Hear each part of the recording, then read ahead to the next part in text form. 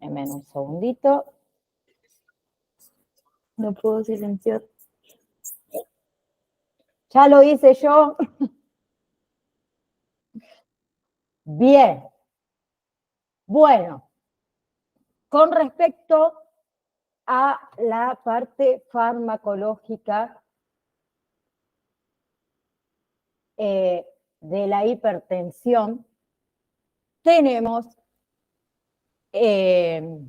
habíamos hablado ayer que primeramente, obviamente, los cambios del estilo de vida pueden ayudar mucho a controlar la presión, o sea, no fumar, limitar el consumo de alcohol, dormir entre 7 y 9 horas diarias, la dieta saludable, la reducción de sodio, la actividad física, el peso corporal.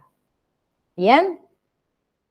Con respecto a los medicamentos que se utilizan mayormente para tratar la presión arterial alta, podemos nombrar los diuréticos. Los diuréticos, estos fármacos, ayudan a eliminar ¿qué? El sodio y el agua del cuerpo. Y suelen ser los primeros medicamentos que se utilizan para tratar la presión arterial alta. ¿Sí? Existen diferentes tipos de diuréticos, como son los tiacídicos de ASA y también los ahorradores de potasio. ¿Sí? Ahí hay que ver qué o cuál es el que recomienda nuestro proveedor de atención médica, porque va a depender de la presión arterial y también de otras afecciones de salud, ¿sí? Como sea una enfermedad renal o una insuficiencia cardíaca. Bien, los diuréticos más utilizados comúnmente para tratar la presión arterial incluye, podríamos decir, la clortalidona. Y también hay otros medicamentos diuréticos que se pueden utilizar. Ese es uno de los más conocidos. Un efecto secundario común de los diuréticos es el aumento de emisión, o sea, de orina. ¿Sí? Orinar mucho puede reducir los niveles de potasio, y tener un buen equilibrio de potasio es necesario para ayudar al corazón a latir correctamente. ¿Bien? Si uno tiene o el paciente tiene síntomas de un bajo nivel de potasio, o sea, una hipopotasemia, el médico puede recomendar un diurético ahorradores de potasio que este diurético contiene que ayuda para los niveles de potasio, a subir los niveles de potasio. ¿Bien? Otro medicamento que se utiliza para tratar la presión arterial alta, en este caso, son los inhibidores de la enzima convertidora de angiotensina. Todos estos fármacos, disculpen, ayudan a relajar los vasos sanguíneos, o sea, bloquean la formación de una sustancia química natural que estrechan los vasos sanguíneos. Y algunos de estos inhibidores de la enzima convertidora de angiotensina los voy a nombrar por el nombre comercial, que seguro alguno lo conoce por el nombre por la marca, es el Lotensin. Y hay otro que es el Prinibil, ¿no? ¿Alguno lo sintió nombrar por la marca comercial? sino el nombre genérico es benacepril y lisinopril. ¿Bien? Los inhibidores de la enzima convertidora de angiotensina son capaces de controlar la presión arterial en todas las formas de hipertensión. ¿Se acuerdan que teníamos hipertensión tipo 1 y primaria y secundaria? ¿Sí? Y resulta muy eficiente en pacientes hipertensos que también padecen de insuficiencia cardíaca congénita. Se han demostrado que son muy eficaces en pacientes que han sufrido efectos adversos en terapias antihipertensivas anteriores, lo cual lleva a mejorar esa calidad de vida de los pacientes. Bien, como todo medicamento, tiene efectos secundarios. Estos medicamentos pueden traer tos, ¿sí? También puede provocar pérdida del gusto. Otro medicamento que tenemos es los antagonistas de receptores de la angiotensina 2, que también se llama o se abrevia ARA2, que estos fármacos también relajan los vasos sanguíneos, discúlpenme, y que hacen, bloquea la acción, no la formación, sino la acción de una sustancia química natural que estrecha los vasos sanguíneos. Los antagonistas de los receptores de la angiotensina 2 podemos nombrar el losartán, que es muy conocido, seguro que lo escucharon nombrar, el losartán, y el otro que podemos nombrar es la candesartán. Bien, esos dos. Luego tenemos los bloqueadores de los canales de calcio. Estos fármacos, ¿qué hacen? Ayudan a relajar los músculos de las paredes de los vasos sanguíneos. Discúlpenme. Y hay algunos medicamentos que son bloqueadores de los canales de calcio que también ayudan a disminuir la frecuencia cardíaca. ¿Sí? Los bloqueadores de los canales de calcio también pueden funcionar mucho mejor en personas mayores y en personas de piel oscura. Bien, funcionan mucho mejor que los inhibidores de la enzima convertidora de angiotensina que hemos nombrado antes. Entre los nombres que podemos encontrar de estos medicamentos, tenemos el diltiazem y también, se me fue, espérenme un segundo, y el amlodipino. ¿Sí? Yo les estoy diciendo el nombre comercial, no el nombre de marca. Ustedes en realidad lo que tienen que saber es el nombre comercial. Bien.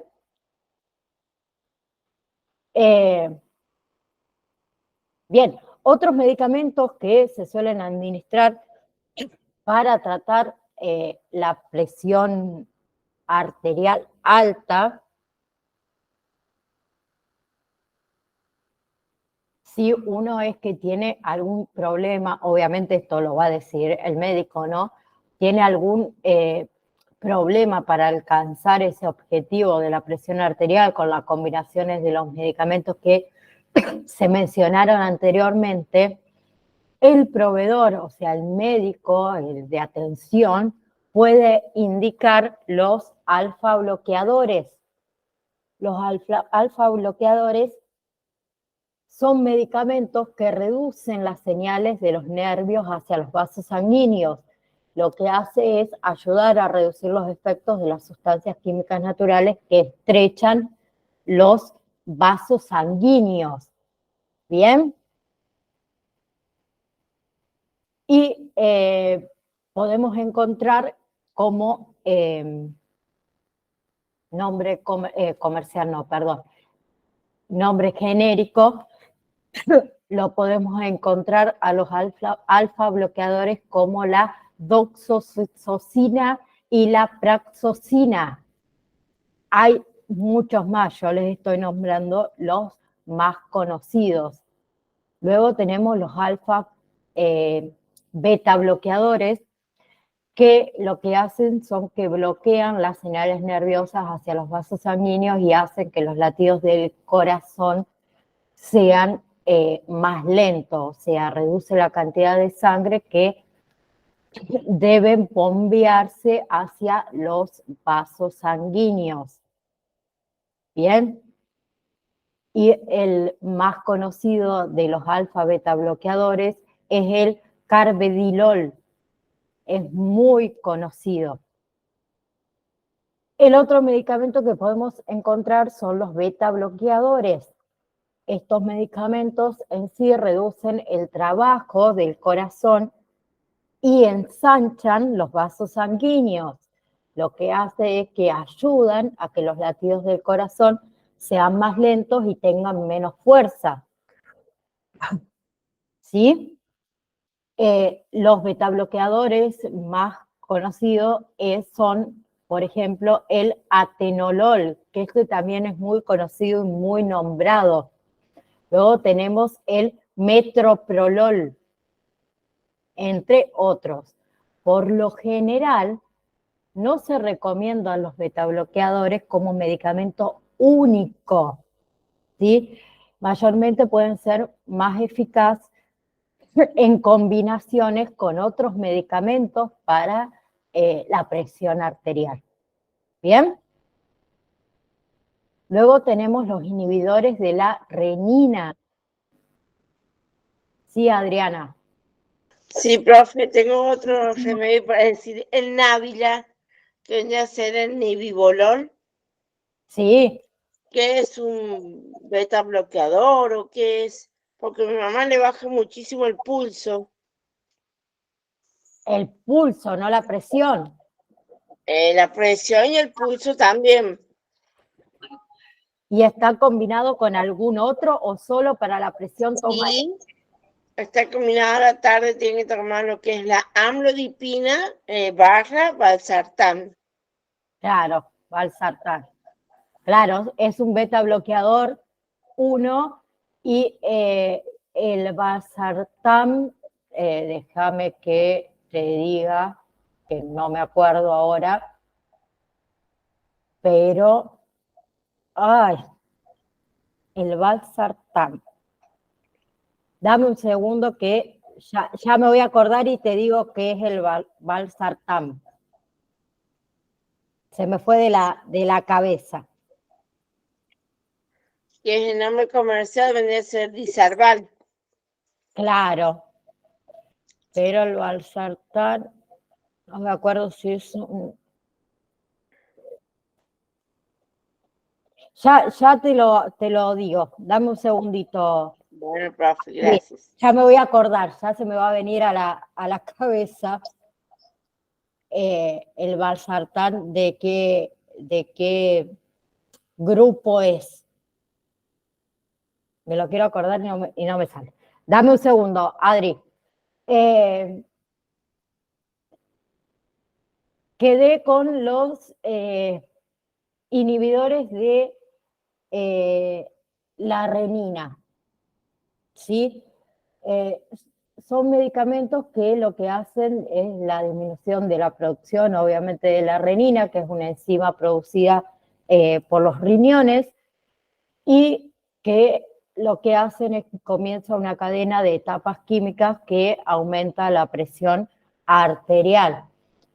Debido a que existe un riesgo de que se presenten complicaciones graves, que incluyen accidentes cerebrovasculares, mayormente te recomiendan un medicamento que se llama alisquiren, con inhibidores de la enzima convertidora de angiotensina 2, para que el riñón funcione correctamente. Los otros medicamentos que se utilizan para la presión arterial alta son los vasodilatadores. Los vasodilatadores lo que hacen esos medicamentos es que evita que los músculos de las paredes de las arterias se endurezcan y evita que las arterias se estrechen. ¿Bien?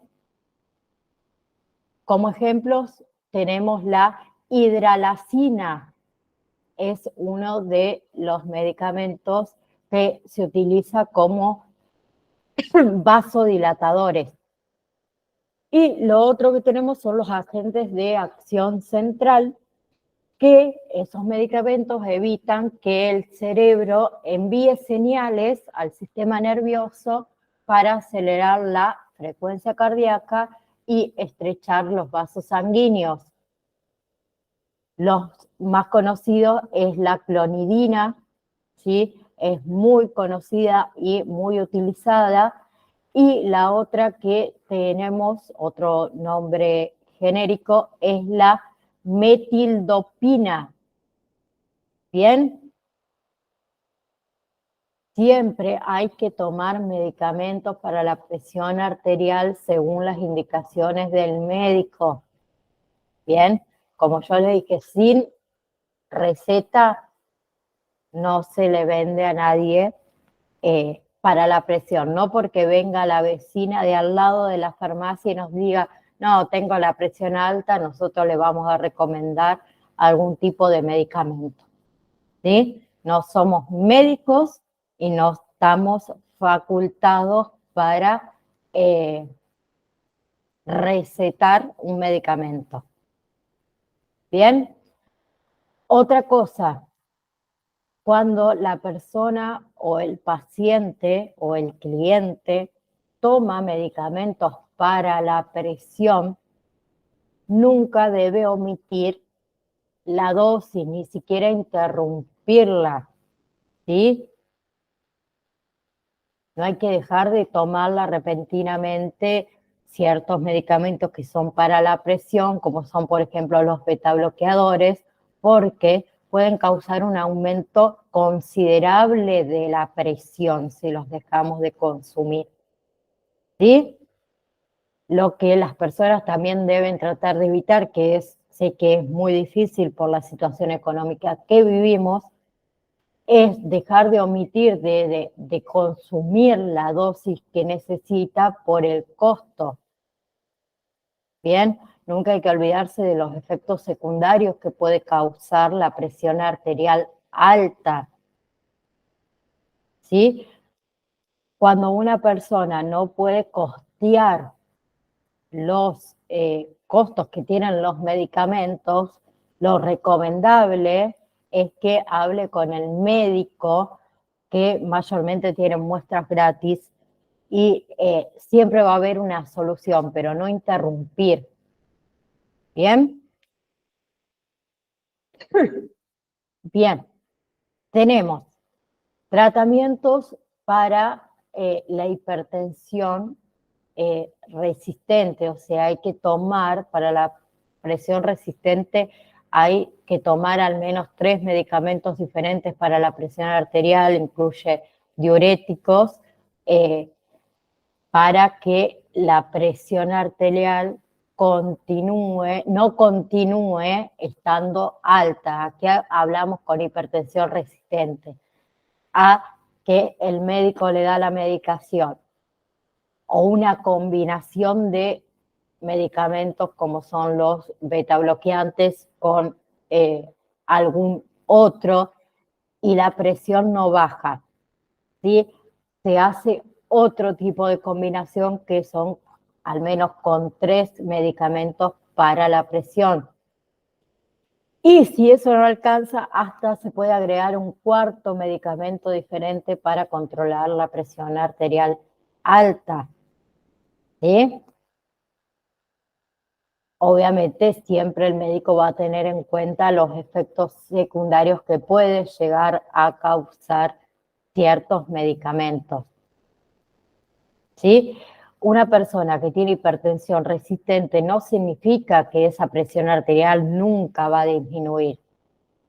¿Sí? Va a disminuir, pero hay que agregar medicamentos y hacer diferentes tipos de combinaciones. Bien, el tratamiento de la hipertensión resistente puede incluir muchas medidas, por ejemplo, cambiar los medicamentos para la presión alta, ¿sí? Y si se encuentra la mejor combinación y dosis, mucho mejor. Hay que revisar también todos los medicamentos que toma la persona, incluidos esos medicamentos que uno compra sin receta médica. La persona también obviamente debe controlarse en casa la presión arterial, ¿sí? Regularmente. Bien. Y otra cosa es, obviamente, llevar una alimentación que sea sana, que sea controlable, controlar el peso y recomendar, obviamente, estilos de vida más saludables. Como habíamos nombrado ayer, creo que fue, que la presión arterial también puede subir durante el embarazo. Bien.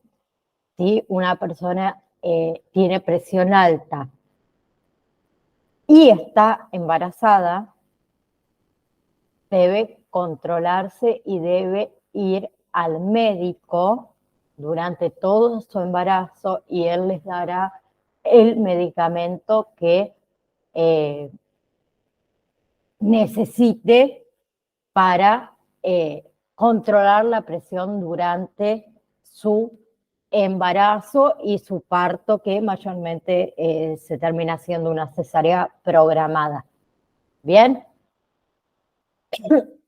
Hay posibles tratamientos futuros para la presión arterial alta, o sea, los investigadores han estado estudiando el uso del calor para disminuir nervios específicos en los riñones que puedan desempeñar una función en la hipertensión resistente, ¿sí?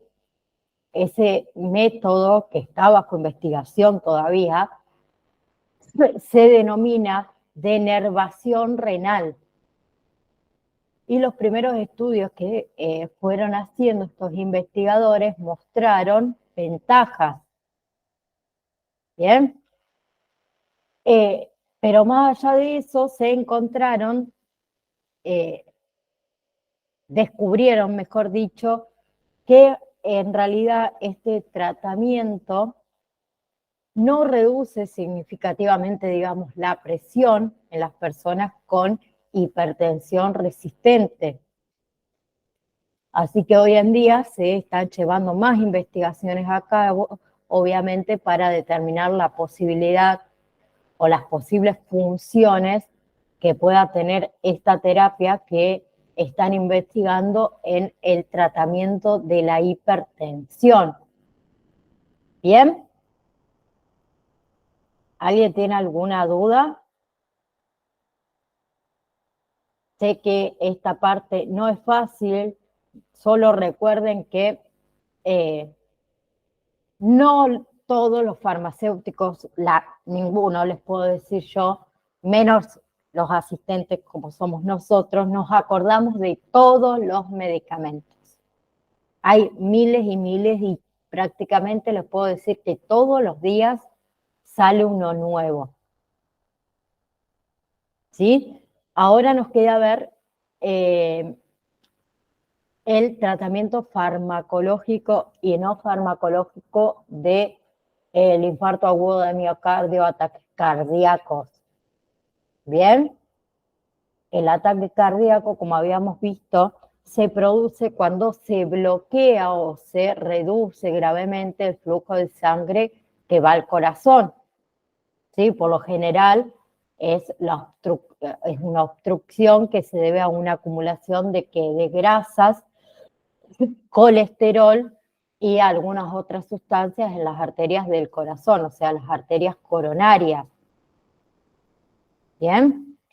Y los depósitos esos de grasas que contienen colesterol se llaman placas, ¿sí? Y esa acumulación de placas se llama aterosclerosis, que también lo estuvimos viendo, que también vamos a ver la parte farmacológica de la aterosclerosis. ¿Bien? El ataque cardíaco también se conoce como infarto de miocardio, o sea, lo van a encontrar con varios nombres. ¿Se acuerdan que los síntomas era dolor en el pecho, que puede sentirse presión, opresión, dolor, sudor frío, fatiga, ¿sí? Dolor o molestias que se propagan del hombro al brazo, a la espalda, al cuello, la mandíbula, los dientes, ¿sí? Náusea, falta de aire, entre otras. Bien, bien. Entonces, ¿qué haremos si, qué hacer si uno ve a una persona, ¿sí?, que podría estar teniendo un ataque cardíaco? Si esa persona está inconsciente y uno piensa que está teniendo un ataque cardíaco, lo primero que hay que hacer es llamar al número de emergencia. Obviamente al número de emergencia local. Luego de eso, lo que debemos hacer es verificar si la persona está respirando y si tiene pulso.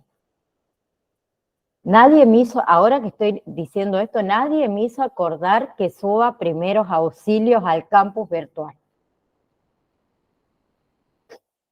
Me lo voy a anotar. ¿Se acuerdan que en las primeras clases yo les dije, háganme acordar que les quiero subir el PDF de primeros auxilios, donde les enseñan a hacer RCP, auxilios, a qué hacer ante una hemorragia y demás? Nadie me hizo acordar. Bien, entonces le decía, lo primero que tenemos que hacer obviamente es llamar al servicio de emergencia. Segundo, obviamente, fijarse si la persona, verificar si la persona está respirando y tiene pulso.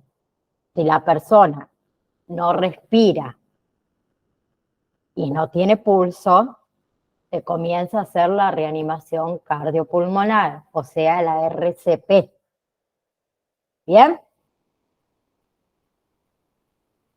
¿Sí? ¿Alguien sabe o tiene alguna idea o hizo algún curso de RCP? ¿O ninguno?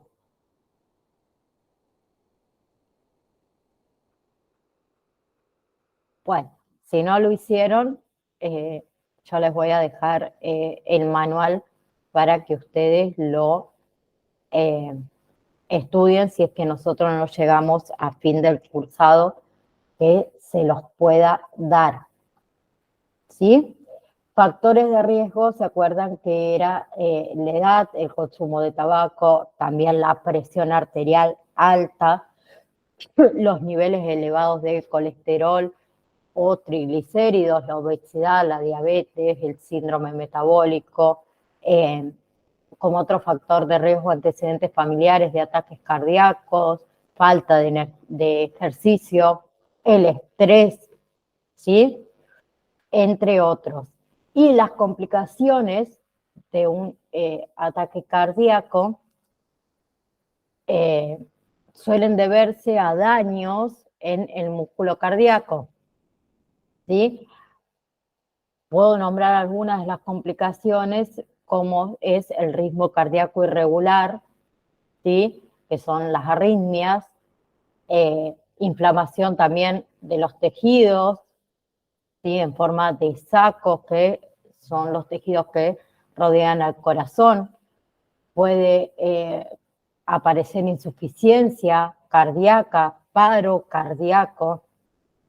Bien, como prevención, mantener estilo de vida saludable, controlar otras afecciones médicas y obviamente tomar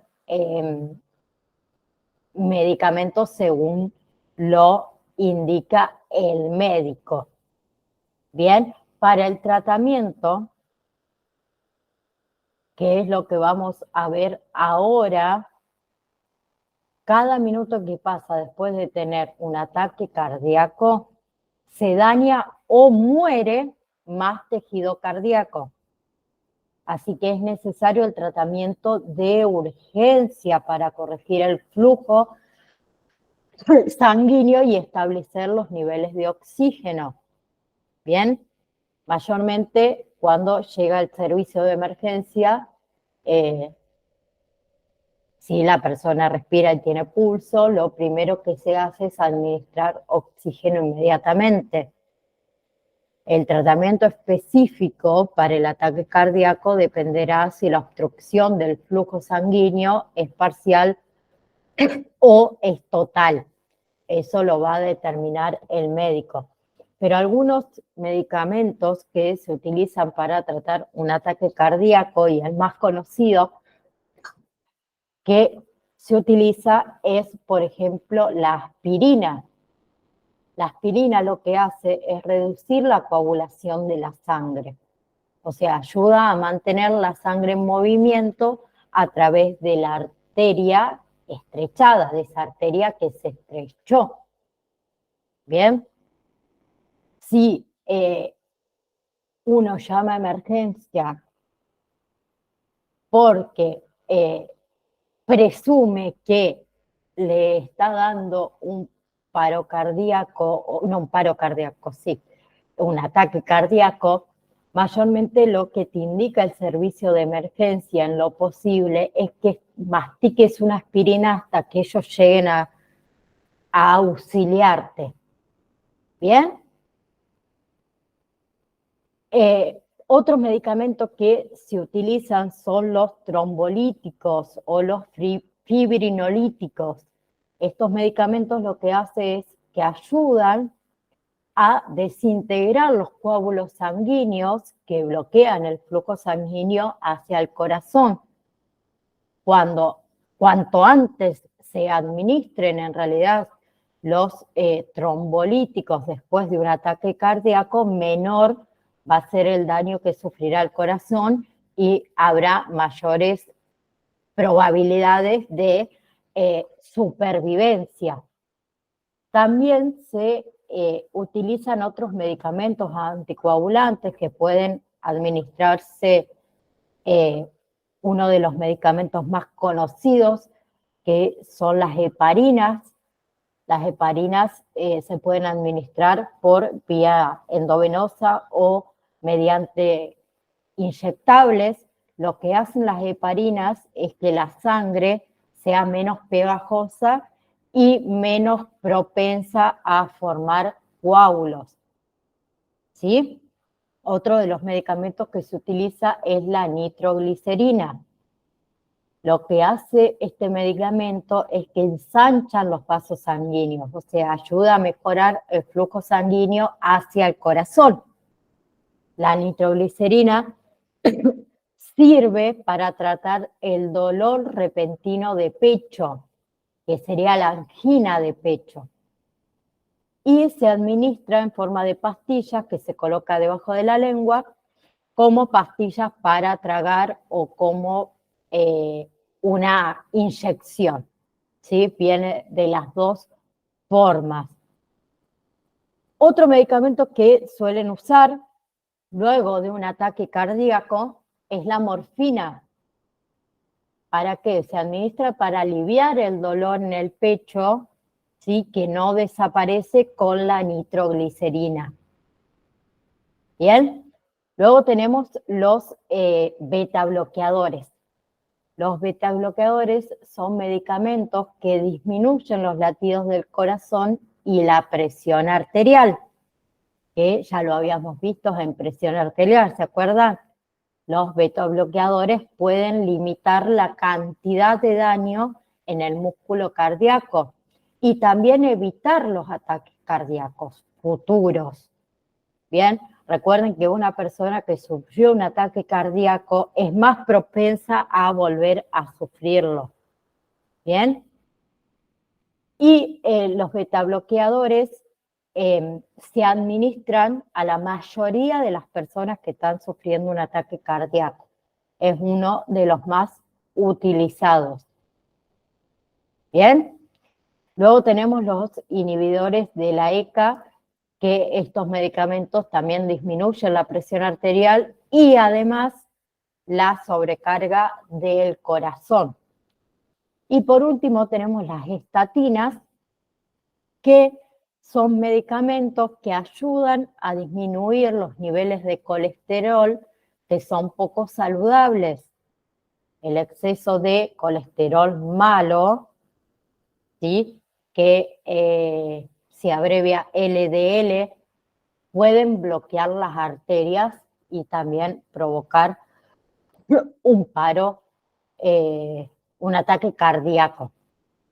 Bien, otros procedimientos que se utilizan para ataques cardíacos,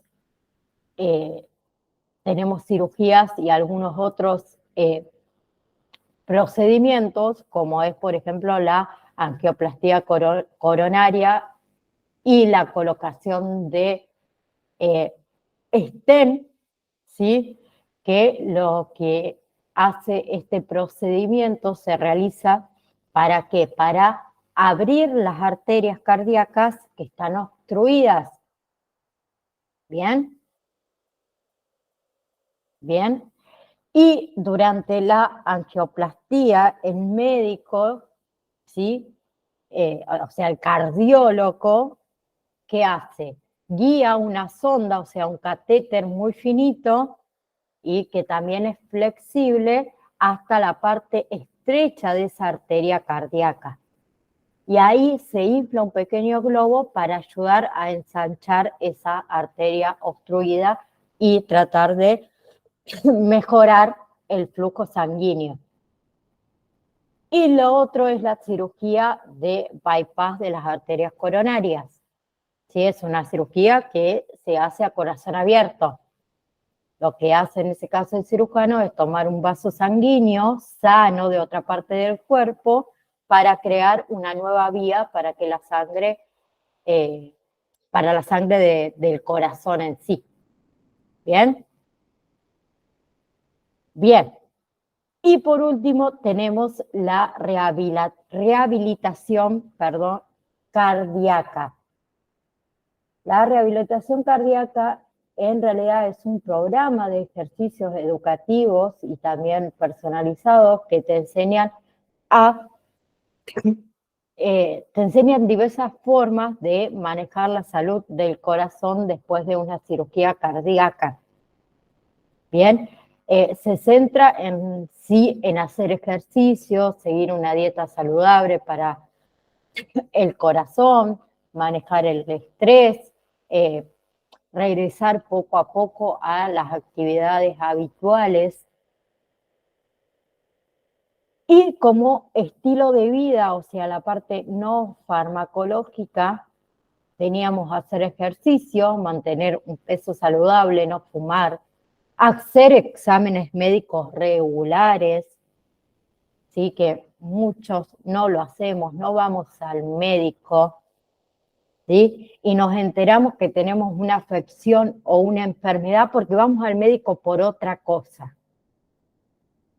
Limitamos obviamente el consumo de alcohol, ¿sí?, y tratamos de controlar el estrés.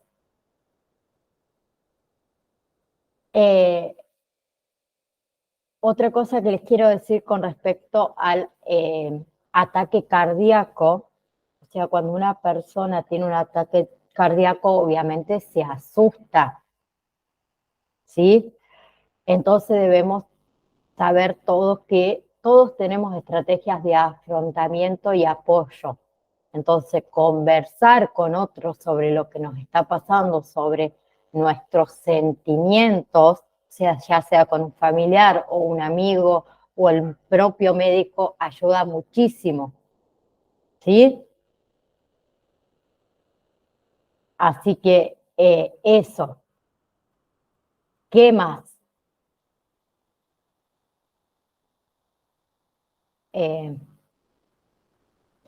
Otra cosa que me han preguntado, que se los voy a comentar a ustedes, es, me han preguntado, profe, la persona que sufrió un ataque cardíaco, ¿sí? ¿Puede tener relaciones sexuales después de un ataque cardíaco? En la mayoría de los casos, la mayoría puede regresar a la actividad sexual de manera segura, obviamente, una vez que esté recuperado. Sin embargo, primero debe hablar con su médico. ¿Sí? ¿Por qué? Porque el momento de regresar a las relaciones sexuales va a depender, obviamente, de su comodidad física, de su preparación emocional y también de la actividad sexual previa. Todo tiene su porqué. ¿Sí? Bien.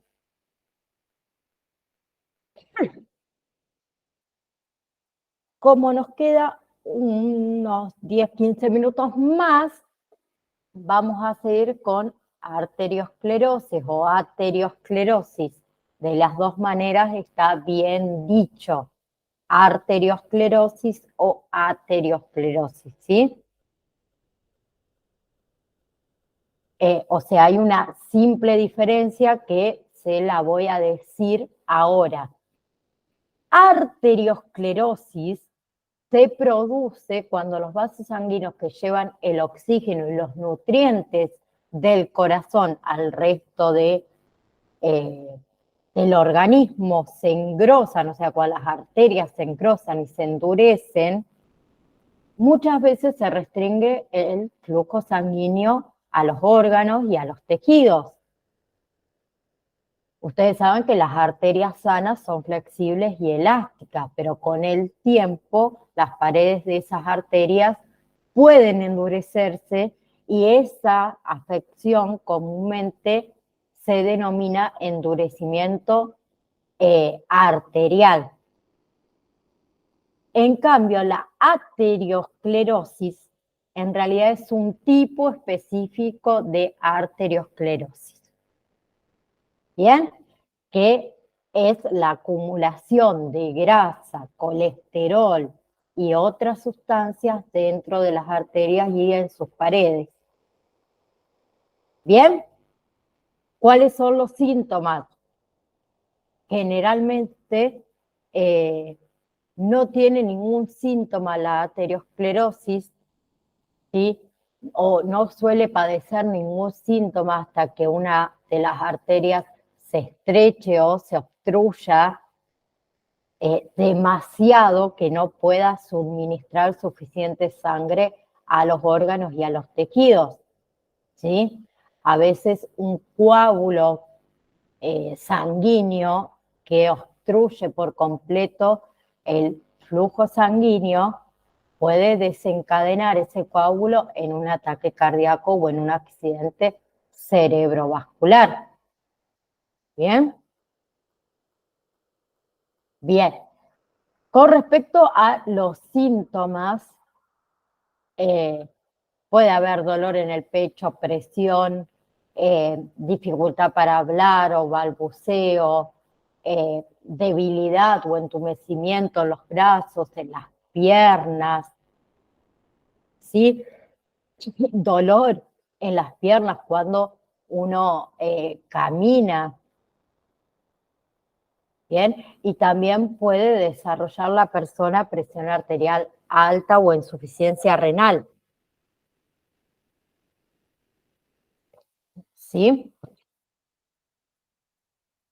La aterosclerosis es una enfermedad en sí que empeora lentamente, ¿sí? Puede comenzar a manifestarse en la niñez. Bien, las causas o los daños que puede tener la arteriosclerosis es presión arterial alta, colesterol alto, diabetes, resistencia a la insulina, obesidad. Otra de las causas que uno puede tener aterosclerosis es el fumar o masticar tabaco. Los factores de riesgos mayormente son las personas diabéticas, las personas que mantienen un colesterol muy alto, las personas que se alimentan poco saludable, antecedentes familiares, fumar, ni hablemos, la obesidad, ¿sí? Y las complicaciones de una persona que sufre aterosclerosis y no es tratada, ¿sí? Va a depender de las arterias que están bloqueadas o estrechas. Pero les puedo dar ejemplos como enfermedades de las arterias coronarias, enfermedades de las arterias carótidas o enfermedades aneurismas, enfermedades renales, ¿sí? Bien, con respecto al tratamiento, es medio largo, no sé si voy a llegar hoy, pero vamos a tratar con respecto al tratamiento, primero que nada, los cambios en el estilo de vida, alimentación saludable, hacer ejercicio, ¿sí?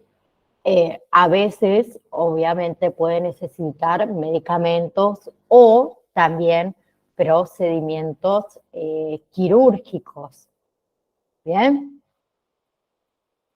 Hay muchos medicamentos diferentes que se encuentran disponibles para reducir o incluso también para revertir los efectos de la aterosclerosis, y los más utilizados para tratarlas son, por ejemplo, las estatinas y otros medicamentos para el colesterol. Cuando se disminuye rápidamente el nivel de colesterol, de lipoproteínas de baja densidad, ¿sí? El colesterol malo se puede reducir también la velocidad de la acumulación de depósitos de grasas en las arterias y se puede detener esta acumulación e incluso también revertirlas. Las estatinas se recetan comúnmente para reducir el colesterol, también para mejorar la salud de las arterias y también para prevenir la aterosclerosis. Existen muchísimos medicamentos para bajar el colesterol. Y estos medicamentos son, por ejemplo, los fibratos, las niacinas y los secuestradores de ácidos biliar, ¿sí? Y es muy posible que se necesite más de un tipo de medicamento para controlar el colesterol. Otro medicamento que se utiliza para tratar la aterosclerosis es la aspirina. Como les dije antes, la aspirina ayuda a diluir la sangre y a prevenir los coágulos sanguíneos. Entonces, en algunas personas se puede recomendar un tratamiento diario con dosis bajas de aspirina para la prevención primaria de ataques cardíacos, accidentes cerebrovasculares, por padecer aterosclerosis. Bien, el uso diario de aspirinas en sí puede tener efectos secundarios graves. Por eso no es recomendable, quien lo pueda evitar, obviamente, que una persona sana tome aspirinas frecuentemente, porque puede producir sangrado en el estómago y los intestinos. Bien, Entonces no se debe comenzar a tomar una aspirina diaria, ¿sí? Porque sí, sin consultar al médico. No, yo me tomo una aspirina diaria para prevenir que se me forme algún tipo de coágulo y pueda llegar a tener un ataque cardíaco o un accidente cerebrovascular. Porque, como saben, todo medicamento tiene algún efecto secundario. ¿Sí? Otros medicamentos que se utilizan para la arteriosclerosis son algunos medicamentos para la presión arterial, ¿sí? Los medicamentos para bajar la presión arterial, perdón, no es que van a ayudar a revertir la arteriosclerosis. Lo que hacen es que previenen o tratan las complicaciones relacionadas con la enfermedad. Prácticamente es lo mismo que les decía de la aspirina. ¿Sí? Con respecto a, además de medicamentos, que lo vamos a ver la clase que viene a todos, porque son varios, no voy a llegar el día de hoy, pero les quiero decir que además de los medicamentos, también para la arteriosclerosis hay cirugía y otros procedimientos. ¿Bien? Se hace terapia fibrinolítica, o sea, la terapia fibrinolítica, si un coágulo sanguíneo en una arteria bloquea el flujo de sangre, el proveedor de atención médica puede utilizar un medicamento para disolver ese coágulo hasta poder desintegrarlo. También para la arteriosclerosis se hacen cirugías de injerto de bypass de la arteria coronaria, también se hace colocaciones de stent y angioplastía.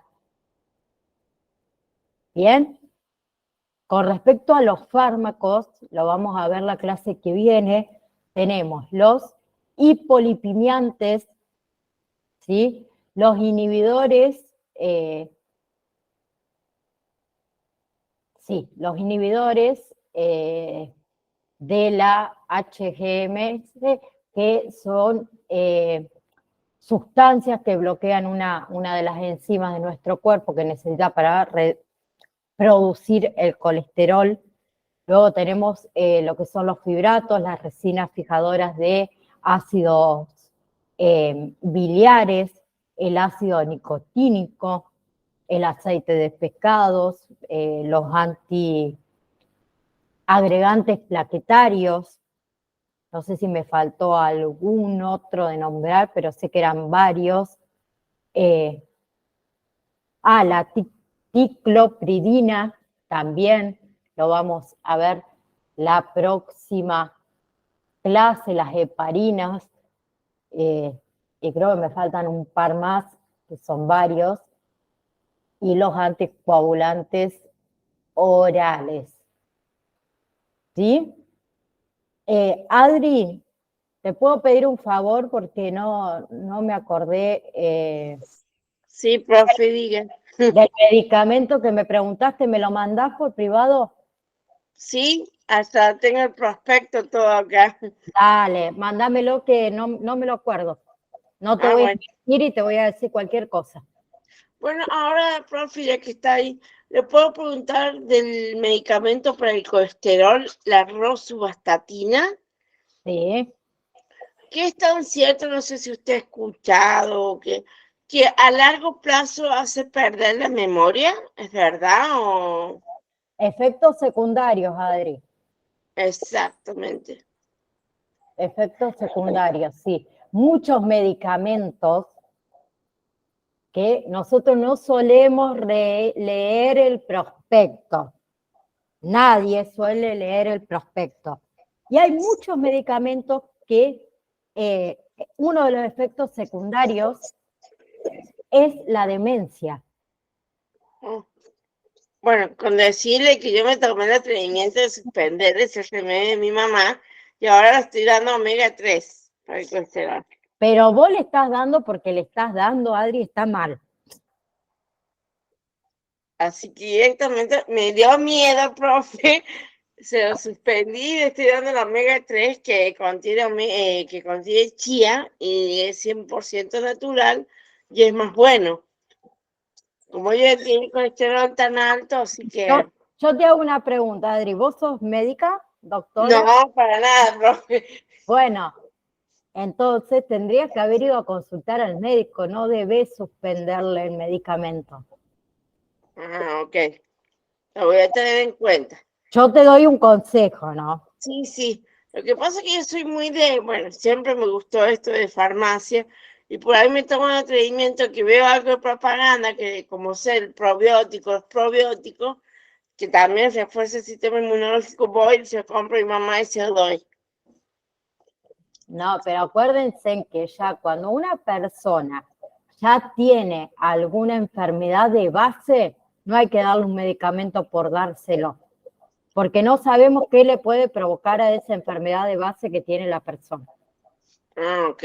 Lo voy a tener en cuenta, profe. Muchas gracias, ¿eh? Yo te doy un consejo, no se debe hacer, Adri. Ujú. O sea, sí, obviamente, lo ideal hubiese sido que vayas al médico y le consultes. Mirá, leí que este medicamento a largo plazo puede traer este tipo de complicaciones. La verdad que estoy, ¿cómo decirlo? Preocupada.